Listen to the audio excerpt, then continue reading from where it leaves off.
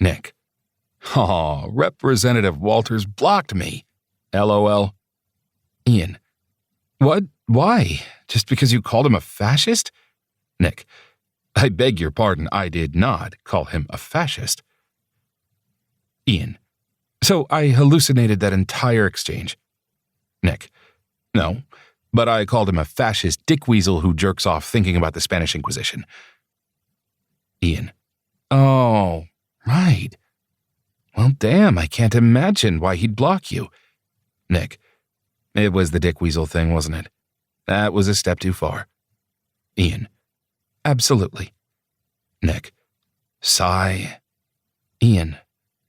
If it's any consolation, Senator Conway blocked me for politely asking if he was going to challenge his own win during the last election. I mean, he was voted in on the same ballots he's calling fake, so... Nick. Politely. Ian. Well, I mean, I didn't call him a dickweasel. Nick. Mm-hmm. There's a lot of room between politely and calling someone a dickweasel. Ian.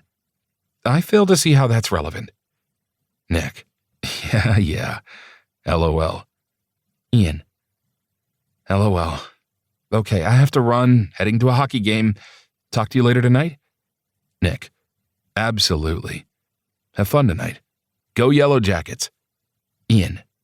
Go Yellow Jackets. Ian. Holy crap, this game is a wild one. LOL, and I'm still laughing at Representative Walters blocking you. Nick.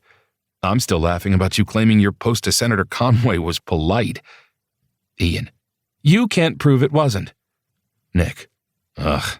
Only because it was deleted when you were blocked. Oppression. Communism. Ian. LMAO. Help, help, I'm being repressed. So, are you ever going to actually meet this guy? Darren gestured with his beer can at my phone. I finished sending the message, then I put the phone face down on my leg and stared out at the ice 4 rows down from where we were sitting. The sheet was currently deserted except for the pair of Zambonis, and I watched them rumbling around the arena as I pretended my cheeks weren't on fire. Maybe? Eventually? Eventually, my friend elbowed me. Dude, you've been talking to him and saying eventually for how long? When is eventually? I don't know. I shook my head. What if we meet and it ruins everything? Darren exhaled hard, rolled his eyes, and brought up his beer can for a sip. Neither of us spoke for a while. We just watched the Zambonis. This wasn't the first time he'd asked me about meeting Nick. Probably wouldn't be the last either. And lately, I'd been leaning toward doing exactly that. I glanced at my phone, which was still dormant on my leg, and gnawed my lower lip. Nick and I had so much in common. We chatted endlessly about anything and everything. Politics, which was how we'd crossed paths in the first place. Movies we both enjoyed, our love of animals, and the latest historical documentary we were obsessing over. He was as rabidly into hockey as I was, so we could talk for hours about the sport. Well, talk. 4 years in, we'd never spoken on the phone or webcam. We'd never seen each other's faces. Early on, we'd sort of danced around the subject, with both of us making excuses for keeping it to avatars, and then we just never brought it up again.